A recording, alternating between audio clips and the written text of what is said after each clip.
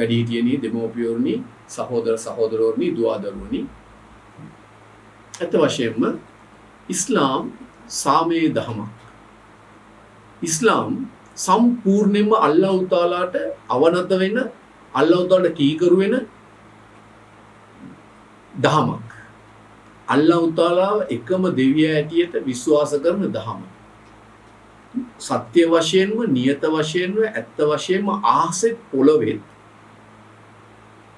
නැමදීමට සුදුසු එකම එක දෙවියා සර්ව බලධාරි සර්වඥ අල්ලාහ් තාලා කියලා විශ්වාස කරන මුස්ලිම් කෙනෙක් කිසිම මුස්ලිම් කෙනෙකුට, මිනිස්සෙකුට විතරක් නෙමෙයි, සතා සිව්පාවන්ට පවා, ගස් වැල් වලට පවා හානි කර නොයුතුයි.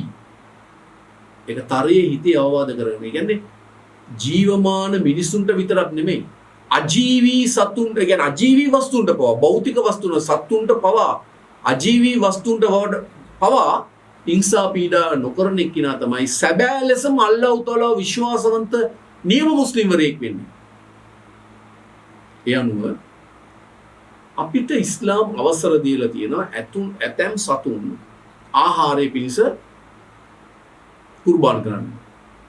සතුන් ඒ මරලා ආහාර ඇටියට අපිට අනුභව කරන්න. ඇතැම් සතුන් තානම් කරලා තියෙනවා. අපි හරාම් හලාල් කියලා කියනවා.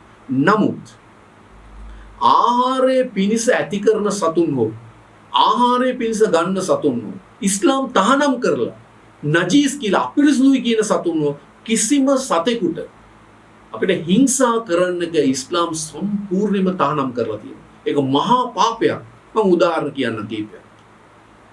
ඒ වගේම තමයි කිසිම හේතුවක් නිසා ගස් වැල් අපිට විනාශ කරන්න බෑ, කපන්න බෑ, ගිනි තියන්න බෑ, පුච්චන්න බෑ.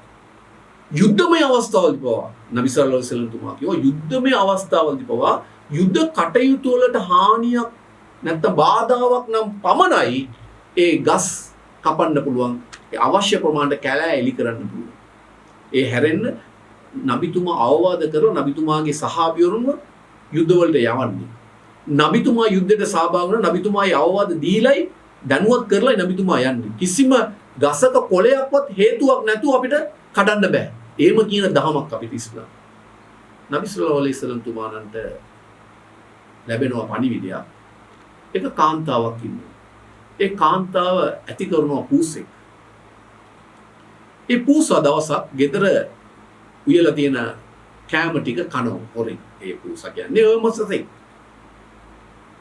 ඒ කෑම ටික විනාශ වෙනවා. කෝපයට පත්වෙච්ච කාන්තාව මොකද කරන්නේ? ඒ පූසාව ගැට ගහනවා ලණුවකින්.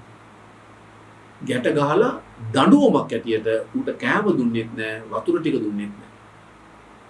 දවස් දෙකක් යනකොට ඒ පූසා බඩගින්නෙම පිපාසයෙන්ම මැරලා යනවා. ඒ ගැන නබිතුමාගෙන් අහපු වෙලාවේ නබිතුමා කිව්වා ඒ කාන්තාව නිරයට යනවා. අහිංසක සතෙකුට හිංසා කරපු නිසා. ඇත්ත වශයෙන්ම ගෙදර ආහාරය සඳහා උයලා තියෙන ව්‍යංජන ආහාර ටික ආරක්ෂා කරගන්න ඕනේ. නමුත් ඌට පුරුදු කරන්න ඕනේ. මේවා ඒ සතුන්ට අපිට හීලෑ කරලා පුරුදු කරන්න පුළුවන්. එහෙම කරෙත් නෑ. ඌ ළඟට ගිහිල්ලා ඒ කැම ටික දුන්නෙත් නෑ. ගැට ගාලා තිබ්බට කමක් නෑ. ඌ ළඟට ගිහිල්ලා කැම ටික දෙන්න ඒක දුන්නෙත් නෑ. අපරාධ ජීවිතයක් විනාශ කරා. ඒ නිසා ඈ නිරයට යනවා කියන්නේ. ඉස්ලාමයේ අපිරිසුදුයි කියන සතුන් අතර එක සතේ තමයි බල්ලා, සුනකය. එක සිද්ධියක ස්නාන කරනවා පිරිමිය කියලා, තවත් සිද්ධියක ස්නාන කාන්තාවක් කියලා.